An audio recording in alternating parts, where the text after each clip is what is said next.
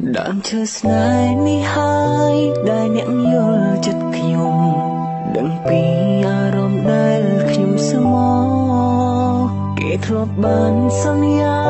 អ្នកចាំទាំងអស់ថាស្មោះខ្ញុំអស់មួយជីវិត